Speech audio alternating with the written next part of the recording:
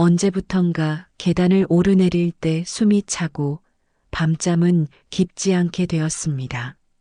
젊을 때는 당연했던 것들이 이제는 하나둘씩 내 곁을 떠나고 있습니다. 친구들은 약봉지를 손에서 놓지 못하고 병원 대기실이 모임 장소가 되었다는 말도 우스갯소리처럼 들립니다. 그제야 깨닫습니다. 재산과 명예, 자식 걱정이 아무리 많아도 결국 내 삶을 붙들어주는 건 건강 하나뿐이라는 사실을. 건강을 잃으면 모든 것이 희미해지고 건강을 지키면 남은 날들이 빛으로 채워집니다. 그렇다면 어떻게 살아야 건강과 평안을 동시에 지켜낼 수 있을까요? 여러분, 사람은 누구나 오래 살고 싶어 합니다. 하지만 부처님께서는 생명이 소중한 것은 길이가 아니라 그 질에 있다고 말씀하셨습니다. 단순히 길게 사는 것만이 복이 되지는 않거든요. 몸과 마음이 무너진 채로 이어가는 생은 오히려 고통의 연속이 될 수 있습니다. 병상에서 신음하며 보내는 긴 세월보다는 짧더라도 건강하고 의미 있는 삶이 훨씬 가치 있다는 것을 우리는 주변에서 자주 목격하게 됩니다. 부처님께서는 모든 것은 마음이 우선이고 마음이 주인이며 마음으로부터 만들어진다고 하셨는데요. 진정한 건강은 몸과 마음이 조화를 이룰 때 비로소 완성됩니다. 육체적 건강만 추구한다고 해서 온전한 건강을 얻을 수는 없어요. 마음이 불안하고 괴로우면 아무리 튼튼한 몸도 제 기능을 하지 못하죠. 반대로 마음이 평안하고 기쁘면 다소 약한 몸이라도 놀라운 회복력을 보입니다. 한 번뿐인 인생에서 가장 귀한 자산은 명예도 재산도 아닌 바로 건강입니다. 하지만 건강은 저절로 유지되지 않습니다. 부처님께서 방일하지 말라, 게으르지 말고 정진하라고 하신 말씀처럼 건강은 스스로 지키지 않으면 쉽게 무너지고 말거든요. 젊을 때는 건강을 당연하게 여기며 함부로 다루기 쉽습니다. 밤늦게 술을 마시고 기름진 음식을 과식하며 스트레스를 제대로 관리하지 않아도 큰 문제 없이 지나가죠. 그러나 시간이 흐를수록 그 대가는 반드시 찾아옵니다. 작은 습관 하나가 독이 되어 몸을 해치기도 하고 또 다른 선한 습관 하나가 약이 되어 삶을 다시 빛나게 만들기도 하는 거예요. 부처님께서 오늘 해야 할 일을 내일로 미루지 말고 오후에 할 일을 오전에 하라고 하신 것은 단순한 부지런함을 말씀하신 것이 아닙니다.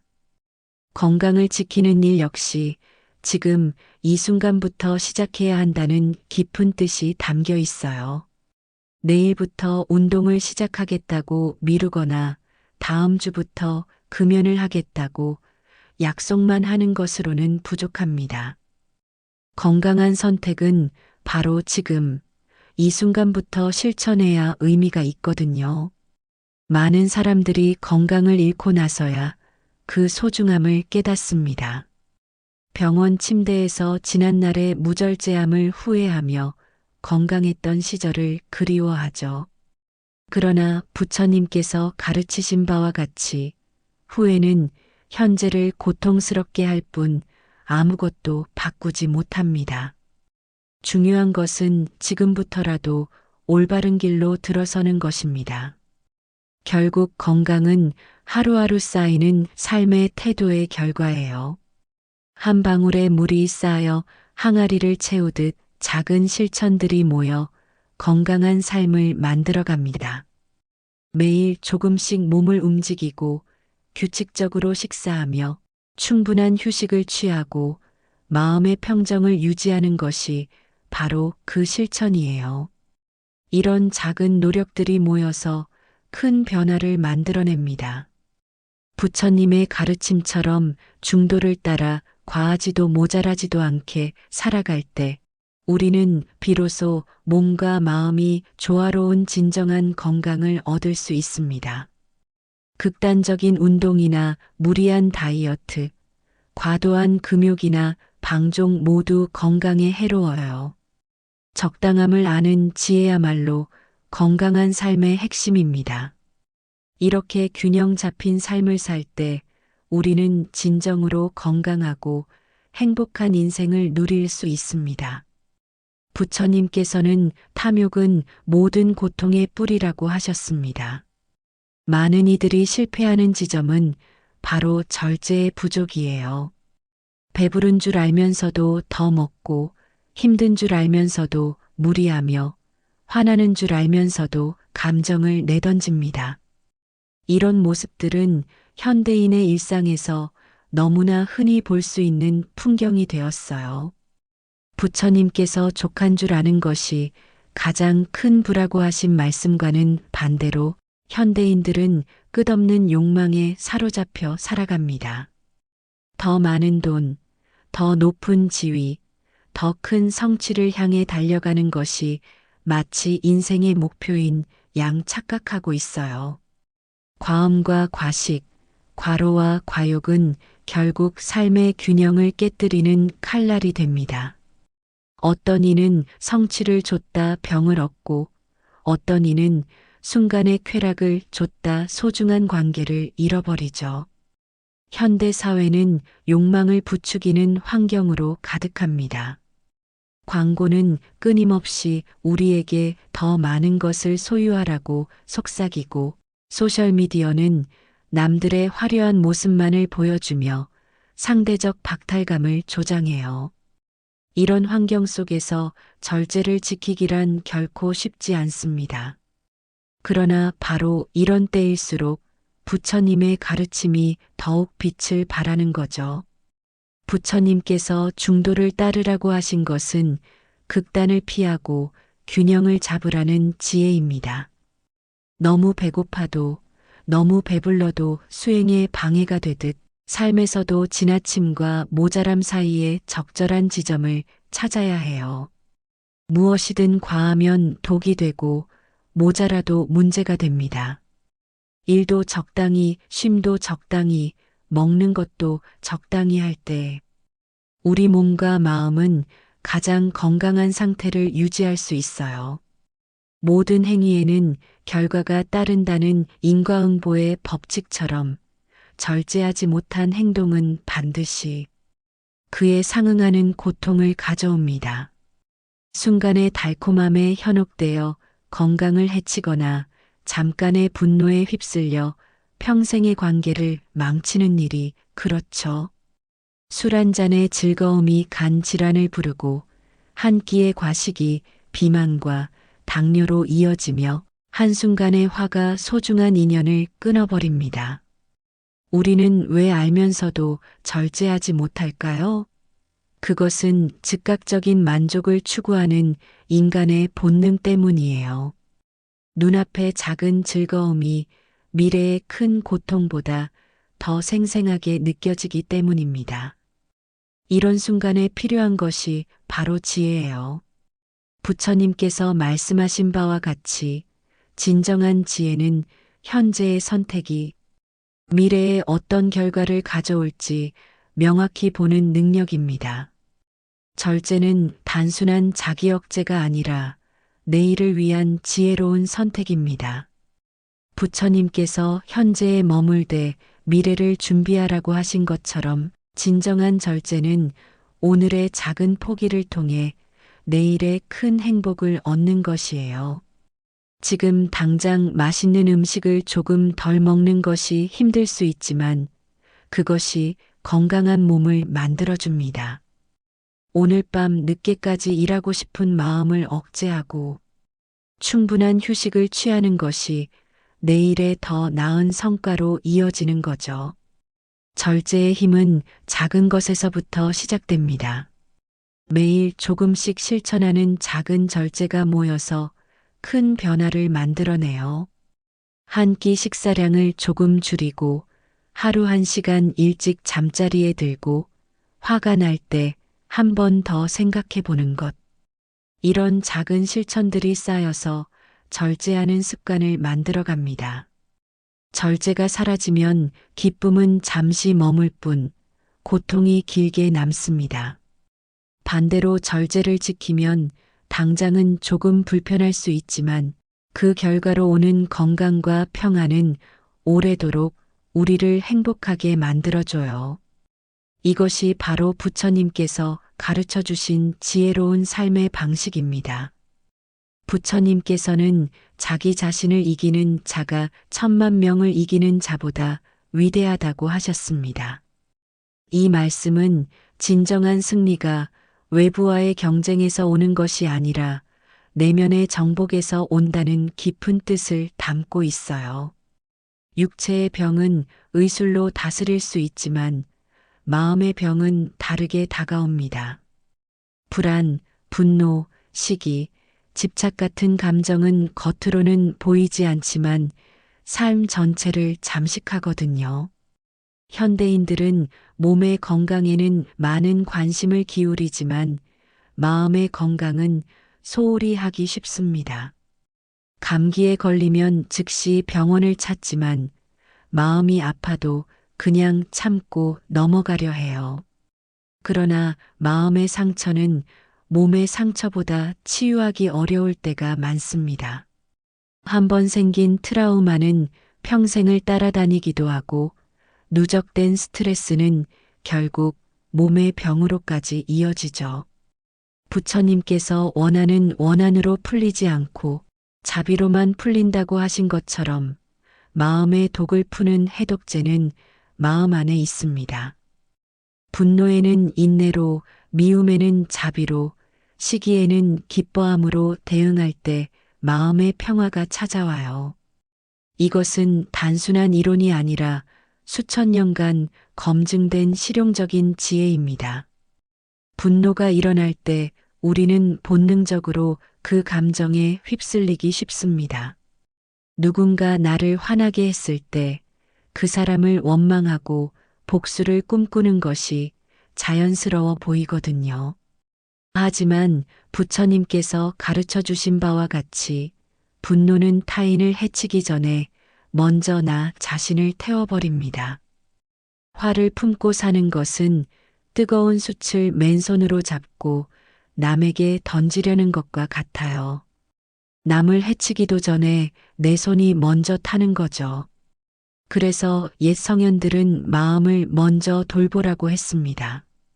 부처님께서 마음이 모든 법의 근본이라 하신 것은 건강한 몸도 결국 건강한 마음에서 비롯되기 때문이에요. 의학적으로도 이것은 증명된 사실입니다.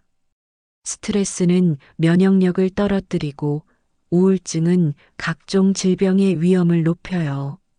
반대로 긍정적인 마음은 자연 치유력을 높이고 회복을 빠르게 만듭니다.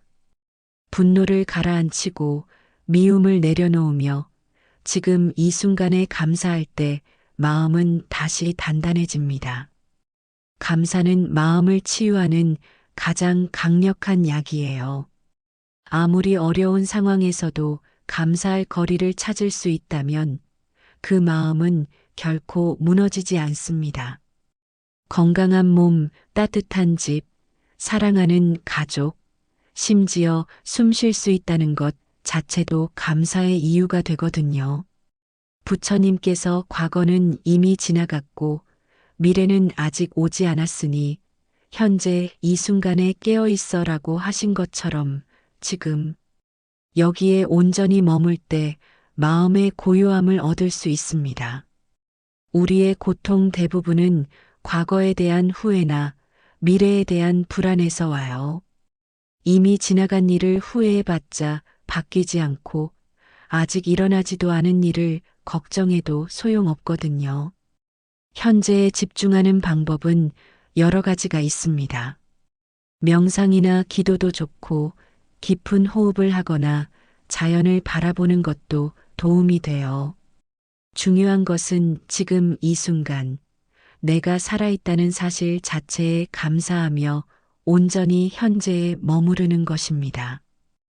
마음을 다스리는 것은 하루아침에 되는 일이 아니에요. 마치 근육을 키우듯이 꾸준한 훈련이 필요합니다. 매일 조금씩 마음 챙김을 실천하고 부정적인 감정이 일어날 때마다 그것을 알아차리고 놓아버리는 연습을 해야 해요. 처음에는 어렵겠지만 시간이 지날수록 마음을 다스리는 능력이 향상됩니다.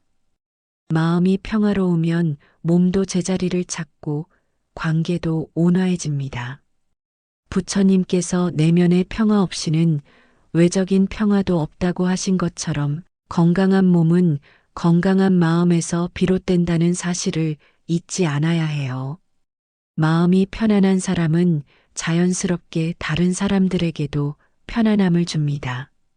이렇게 선순환이 일어날 때 우리의 삶은 진정으로 건강하고 행복해집니다. 부처님께서는 만족할 줄 아는 자가 진정한 부자라고 하셨습니다. 이 말씀은 물질적 풍요와 정신적 풍요의 차이를 명확히 보여주는 거예요.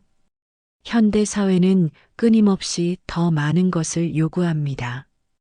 더 큰 집, 더 비싼 차, 더 높은 지위를 향해 달려가지만 끝없는 경쟁은 사람을 지치게 할 뿐이에요. 마치 쳇바퀴 돌리듯 달려도 진정한 만족에는 도달하지 못하거든요. 우리는 언제부터 이렇게 늘 부족함을 느끼며 살게 되었을까요? 어린 시절에는 작은 것에도 큰 기쁨을 느꼈던 기억이 있을 거예요. 엄마가 사준 과자 하나, 친구와 함께한 놀이 시간, 가족과의 소박한 나들이도 충분히 행복했습니다. 그러나 나이가 들수록 더 많은 것을 원하게 되고 가진 것에는 익숙해져서 감사함을 잃어버려요. 부처님께서 가래는 강물과 같아서 언제나 바다를 향해 흘러가지만 결코 바다를 채우지 못한다고 하신 것처럼 만족을 모르면 아무리 채워도 허전하기만 합니다. 연봉이 오르면 더 높은 연봉을 꿈꾸고 집을 사면 더 큰 집을 원하며 성공하면 더 큰 성공을 추구해요. 이런 식으로 살면 평생 만족할 수 없거든요. 반면 감사할 줄 알면 작은 것에도 깊은 기쁨이 있습니다. 현대 사회의 마케팅은 교묘하게 우리의 불만족을 조장합니다. 광고는 지금 가진 것의 부족함을 강조하고 더 좋은 것이 있다고 속삭여요. 소셜미디어는 남들의 화려한 모습만을 보여주며 상대적 박탈감을 만들어냅니다. 이런 환경에서 만족을 찾기란 쉽지 않아요. 그러나 바로 이런 때일수록 부처님의 지혜가 필요한 거죠. 만족을 아는 지혜는 단순한 체념이 아니라 지금 가진 것의 가치를 깊이 바라보는 눈입니다. 체념은 포기와 절망에서 오지만 진정한 만족은 감사와 깨달음에서 와요. 똑같은 상황이라도 어떤 마음으로 바라보느냐에 따라 천국이 될 수도 지옥이 될 수도 있거든요. 부처님께서 1000개의 헛된 말보다 마음의 평화를 가져다 주는 한마디가 낫다고 하신 것처럼 많은 것보다 의미 있는 것을 구별할 줄 아는 것이 진정한 지혜예요. 우리는 종종 양과 질을 혼동합니다. 친구가 많다고 좋은 것이 아니라 진정한 친구 한 명이 더 소중하고 물건을 많이 가진다고 행복한 것이 아니라 정말 필요하고 좋아하는 몇 가지를 가지는 것이 더 의미 있어요. 내가 가진 건강, 가족, 따뜻한 밥상, 편안한 잠자리, 이런 소소한 것들이 사실은 가장 큰 행복의 근원입니다. 건강할 때는 건강의 소중함을 모르고 가족이 있을 때는 가족의 고마움을 못 느끼며 집이 있을 때는 집의 가치를 잊어버려요. 잃고 나서야 그 소중함을 깨닫는 것이 인간의 한계이지만 지혜로운 사람은 잃기 전에도 그 가치를 알거든요. 물방울이 모여 큰 바다를 이루듯 작은 감사가 쌓여 큰 만족을 만들어냅니다. 아침에 눈을 떴다는 것, 맛있는 식사를 할 수 있다는 것, 사랑하는 사람과 함께 있다는 것, 이런 일상의 작은 순간들에 감사할 때 마음은 풍요로워져요. 감사 일기를 써보거나 하루에 3가지씩 감사한 일을 떠올려 보는 것도 좋은 방법입니다. 부처님께서 남과 비교하지 말라, 그대 자신의 길을 가라고 하신 것처럼 부족함을 탓하며 남을 부러워하기보다 이미 주어진 것에 고개 숙일 때 삶은 한결 가벼워집니다. 비교는 모든 불행의 시작이에요. 남보다 못 가진 것만 보면 끝없이 초라해지고 남보다 잘 가진 것만 보면 교만해져요. 중요한 것은 나만의 속도로, 나만의 방식으로 살아가는 것입니다. 만족을 배우는 것은 평생의 과제예요. 하루아침에 되는 일이 아니지만 의식적으로 노력하면 점점 나아집니다. 무엇인가를 얻었을 때 기뻐하는 것만큼 이미 가진 것에 감사하는 마음을 기르는 것이 중요해요. 진정한 풍요로움은 많이 가진 데서 오는 것이 아니라 가진 것에 만족하는 마음에서 온다는 사실을 깨달을 때 비로소 평안을 얻습니다. 이것이 바로 부처님께서 가르쳐 주신 행복의 비밀이에요. 마지막으로 부처님께서는 베푸는 자가 받는 자보다 더 큰 복을 받는다고 하셨습니다. 이 말씀은 단순한 도덕적 권유가 아니라 삶의 깊은 진리를 담고 있어요. 삶을 풍요롭게 하는 마지막 길은 바로 나눔입니다. 돈이 없어도 따뜻한 말 한마디, 상대의 마음을 헤아리는 작은 배려, 웃음을 건네는 눈빛도 귀한 선물이 될 수 있거든요. 현대 사회는 개인주의가 팽배하여 각자 도생의 삶이 당연시되고 있습니다. 내 것은 내가 지키고 내 가족만 잘 살면 된다는 생각이 보편화되었어요. 그러나 이런 삶은 결국 외롭고 메마른 삶으로 이어집니다. 아무리 많은 것을 소유해도 혼자서는 진정한 행복을 느끼기 어렵거든요. 부처님께서 자비심은 한없이 넓어서 모든 중생을 품는다고 하신 것처럼 진정한 베풀문 물질적인 것에 국한되지 않습니다. 고통받는 이에게 건네는 위로, 외로운 이에게 전하는 관심, 지친 이에게 내미는 따뜻한 손길 모두가 소중한 나눔이에요. 때로는 그저 누군가의 이야기를 들어주는 것만으로도 큰 위안이 될 수 있습니다. 우리는 흔히 베풀물 거창한 일로만 생각하기 쉬워요. 큰 돈을 기부하거나 봉사활동을 해야만 남을 돕는 것이라고 착각하죠. 하지만 진정한 나눔은 일상의 작은 순간들에서 시작됩니다. 지하철에서 자리를 양보하는 것, 힘들어하는 동료에게 커피 한 잔 사주는 것, 아이들에게 따뜻한 관심을 보이는 것, 이 모든 것이 소중한 베풀미예요. 베풀문 가진 것을 줄이는 행위가 아니라 마음을 넓히는 행위입니다. 부처님께서 등불 하나로 1000개의 등불을 밝혀도 첫 번째 등불이 어두워지지 않는다고 하신 것처럼 나눌수록 오히려 풍성해지는 것이 자비의 힘이에요. 사랑도 기쁨도 지혜도 나누면 줄어드는 것이 아니라 오히려 커집니다. 이것이 물질과 정신의 다른 점이거든요. 나눔의 기쁨을 경험해 본 사람은 알 거예요. 누군가를 도왔을 때 느끼는 그 뿌듯함과 보람은 어떤 것으로도 대신할 수 없는 특별한 감정입니다. 받는 사람만 기뻐하는 것이 아니라 주는 사람도 함께 기뻐해요. 심지어 그것을 지켜보는 사람까지도 마음이 따뜻해집니다. 이처럼 선한 행동은 연쇄 반응을 일으키거든요. 부처님께서 모든 존재가 행복하기를 바라는 마음이라고 정의하신 자비는 건강한 삶의 완성입니다. 자비는 단순한 동정심과는 달라요. 동정심은 위에서 아래로 내려다보는 시선이지만 자비는 같은 눈높이에서 함께 아파하고 함께 기뻐하는 마음입니다. 상대방의 고통을 내 고통처럼 느끼고 상대방의 기쁨을 내 기쁨처럼 여기는 것이에요. 누군가의 짐을 덜어주면 내 마음의 짐도 줄어듭니다. 이것은 신비로운 일이지만 실제로 경험할 수 있는 진실이에요. 다른 사람을 위해 시간을 내고 에너지를 쓰면 오히려 내가 더 충만해집니다. 반대로 자기만을 위해 사는 사람은 아무리 많은 것을 가져도 공허함을 느끼게 되거든요. 다른 이의 기쁨을 함께 나누면 내 기쁨은 배가 됩니다.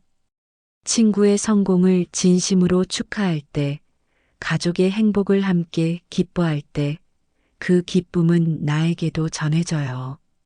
시기나 질투가 아닌 진정한 축하와 기쁨을 나눌 수 있다면 세상은 더 밝고 아름다운 곳이 됩니다.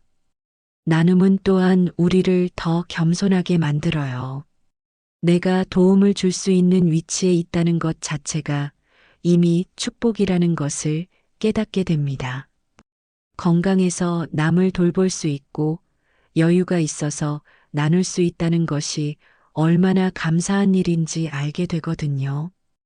혼자 가면 빨리 갈 수 있지만 함께 가면 멀리 갈 수 있다는 말처럼 건강은 단순히 오래 살기 위한 조건이 아니라 이웃과 함께 나누며 살아가기 위한 토대입니다. 건강한 몸과 마음이 있어야 남을 도울 수 있고 사회에 기여할 수 있어요. 이런 관점에서 보면 건강 관리는 나만을 위한 것이 아니라 공동체를 위한 것이기도 하죠. 부처님께서 상호 의존하여 존재한다고 하신 연기법처럼 우리는 서로 돕고 의지하며 살아갈 때 진정한 의미를 찾습니다. 홀로 존재하는 것은 없어요. 내가 지금 여기 있을 수 있는 것도 수많은 사람들의 도움과 배려 덕분입니다.